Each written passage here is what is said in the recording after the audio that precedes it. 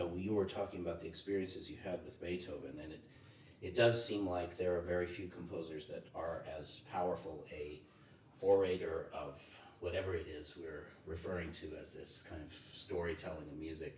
Beethoven is one of the greatest and most challenging and most exciting. Mm-hmm. But I'm also just curious, in the quartet's experience, if you just kind of think through composers where you really felt like you were able to be the music. I'm not sure that I don't know that we even ever talked about it too much. Mm-hmm. You should ask Paul Sure. or James or whatever it is. It's a different perspective.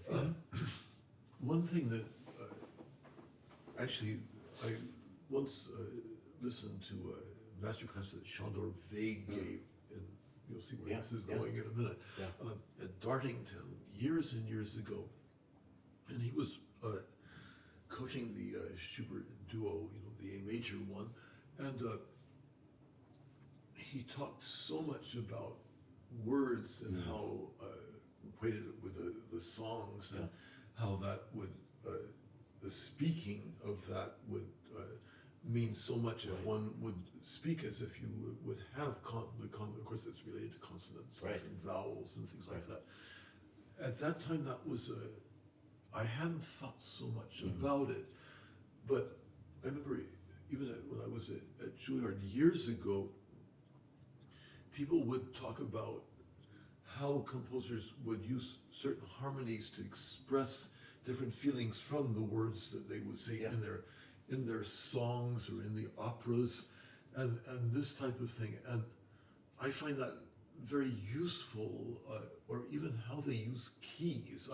I'm sure there's a lot of literature that's been written about this, but I haven't read, I'm ashamed to say I haven't read this literature, but I know it exists and I know how I feel about it. Right. But it's more of a kind of an instinctive thing with me, but also it's based about, like for instance with Beethoven, I think it's pretty clear, at least one aspect of it.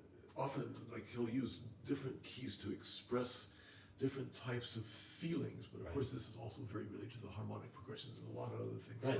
But for instance, the easiest example to see of that is in the Ostina number 2, like the second movement of it. I don't know, maybe I think of that as being a kind of an ecstatic feeling. And I think very often he'll use E major to express ecstasy or that kind of things. And even though, like in Opus 127 and one of the variations, which is an E major, that's another very ecstatic feeling.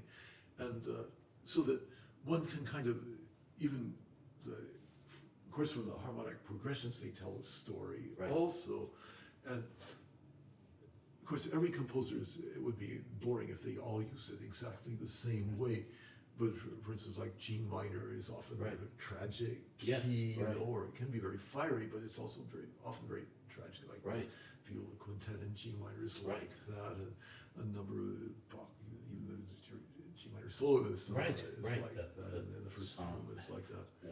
And how to do that, but the response of that to words and how, of course, to listen to the songs. Well, Schubert's the most specific, one of the most specific examples. A lot of others in Mozart operas, and how they use these things and to express, as you said, the narrative of what these feelings. It's a very nice way to look at music, and I find harmony in a way the most moving thing about music. Well, that's and in a certain way, I'm just kind of I know from my own perspective. The ability to draw an audience into actually hearing, and I say that by meaning if the quartet can create the tensions of the harmony, that gives the audience a chance to participate in the same thing.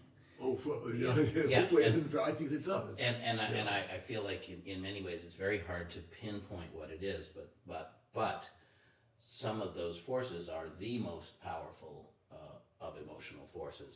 Oh, I think in a universal way. I think very often it's interesting. And I'm curious, just I'm sure, I trust and I feel the same, that's something one, as as you say, there might be books that are about it, but it actually, from the perspective of playing string quartet, one doesn't need the description because you are right in the middle of it. It's really an emotional thing, and it's in a way that one of the... Not that it would hurt to read about it as well, but in fact, one is as close as you can be to this incredible mastery of harmony, which we are so fortunate to have in, Beethoven and Bartok and Mozart, et cetera, et cetera, et cetera. All this Haydn and all of these incredible